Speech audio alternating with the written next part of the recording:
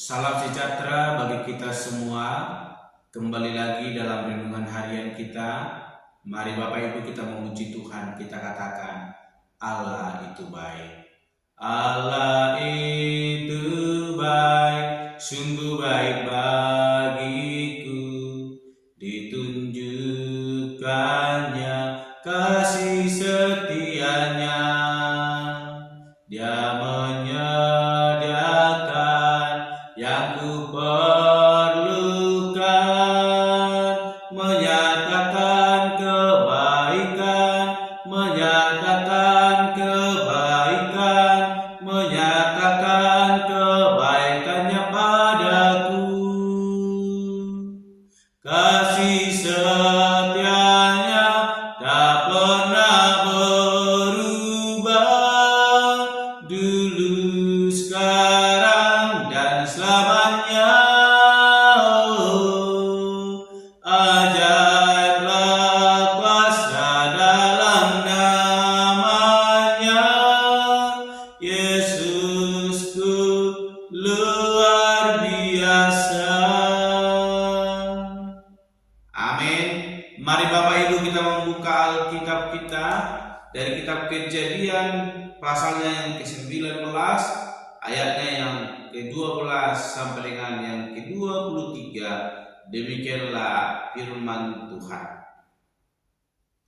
Lalu kedua orang itu berkata kepada Lot, "Siapakah kaummu yang ada di sini lagi? Menantu atau anakmu laki-laki, anakmu perempuan, atau siapa saja kaummu di kota ini?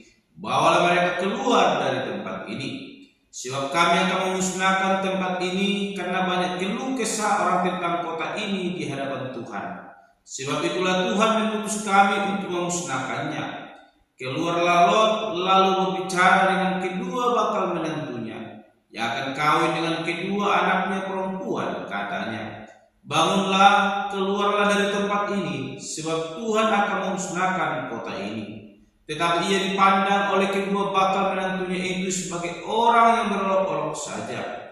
Ketika fajar telah menyingsing, kedua malaikat itu mendesak Lot supaya bersegera. Katanya, "Bangunlah, bawalah istrimu dan kedua anakmu yang ada di sini, supaya engkau jangan mati lenyap karena kedurjanaan kota ini."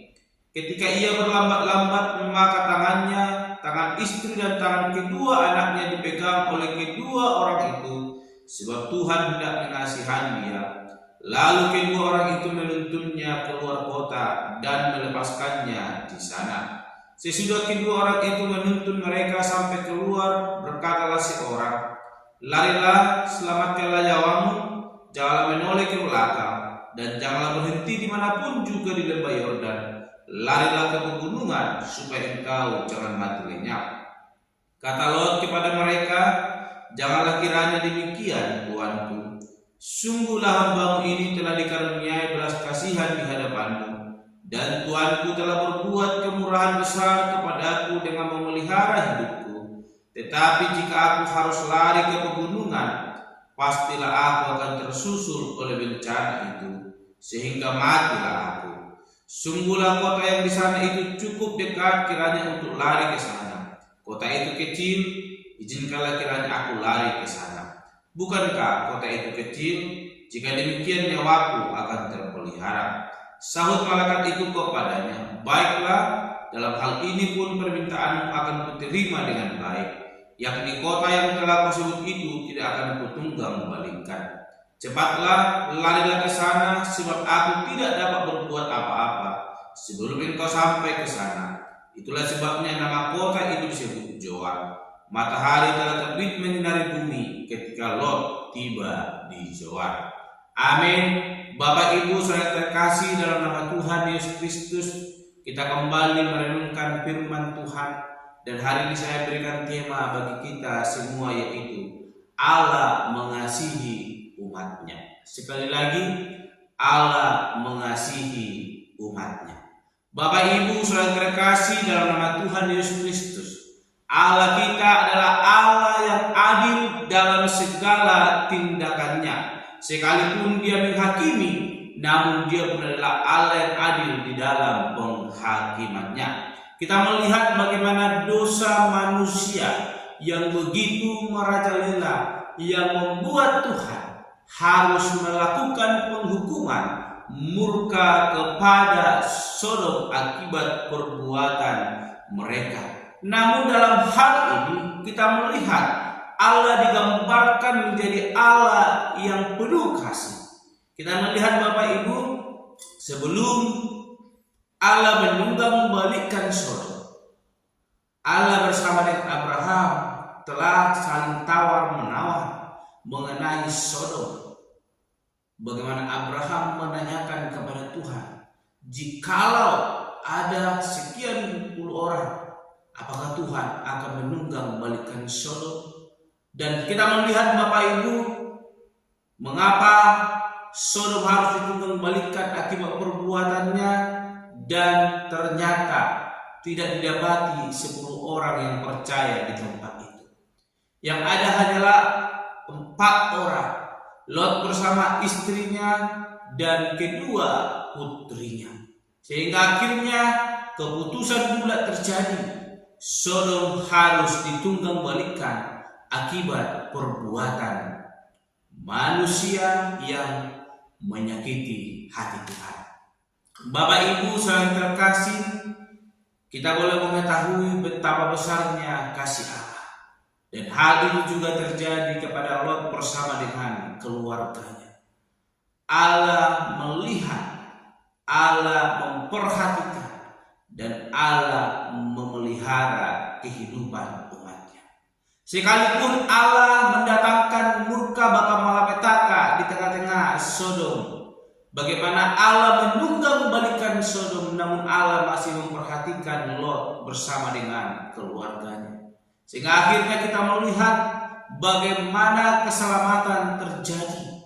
Itu karena kasih Allah yang begitu besar boleh dinyatakan dalam kehidupan umat manusia. Kita melihat bagaimana Lot diperintahkan untuk meninggalkan Sodom. Namun di sini kita melihat bagaimana Lot masih memikirkan kenyamanan kehidupannya. Ia masih memikirkan hartanya. Sekalipun Lot demikian, Tuhan tetap mengasihinya. Kita melihat Lot diperintahkan untuk meninggalkan Sodom, namun Lot tidak bersegera untuk meninggalkan Sodom. Dan akhirnya kedua orang tersebut atau malaikat utusan Tuhan menarik tangan Lot bersama dengan istrinya dan juga kedua anaknya untuk boleh meninggalkan Sodom. Dan di tengah perjalanan itu, bagaimana Lot diperintahkan untuk lari ke pegunungan, namun Lot meminta untuk tetap tinggal di daerah Sodom, di bukit Zoar. Hal ini membuktikan bagaimana hati Lot masih terpikat dengan harta dunia. Dia masih mengingat segala kekayaan yang ia miliki yang akan hancur dihantam oleh bencana yang boleh terjadi. Dan kita melihat juga bagaimana istri Lot telah diingatkan supaya tidak menoleh ke belakang, dan akhirnya istri Lot menjadi tiang garam akibat keinginannya, akibat hatinya yang masih terpaut kepada harta dunia. Bapak Ibu saudara terkasih dalam nama Tuhan Yesus Kristus, Sodom telah ditetapkan oleh Tuhan untuk ditunggang-balikkan akibat keberdosaan, kedurjanaan yang terjadi. Namun Allah tetap memperhatikan kehidupan orang-orang percaya. Lot bersama dengan keluarga diselamatkan dari Sodom, sekalipun istrinya harus menjadi tiang garam akibat perbuatannya sendiri yang tidak mau mendengarkan pesan yang boleh disampaikan oleh abdi Allah tersebut. Bapak Ibu saudara terkasih di dalam nama Tuhan Yesus Kristus, anugerah Allah tidak pernah terbatas dalam hidup kita. Sekalipun mungkin Tuhan telah mengingatkan kita berulang kali dan berulang kali, namun kasih-Nya tetap ada bagi kita. Mari kita tetap memandang kepada Allah. Allah tidak pernah meninggalkan kita. Allah itu begitu baik, sebagaimana pujian kita tadi berkata bahwa kasih setianya tidak pernah berubah, baik sekarang sampai selama-lamanya. Dan ajaiblah kuasa Tuhan di dalam hidup kita. Kita melihat bagaimana pegunungan Johar boleh tidak ditimbang-balikan karena Allah memegang janji itu.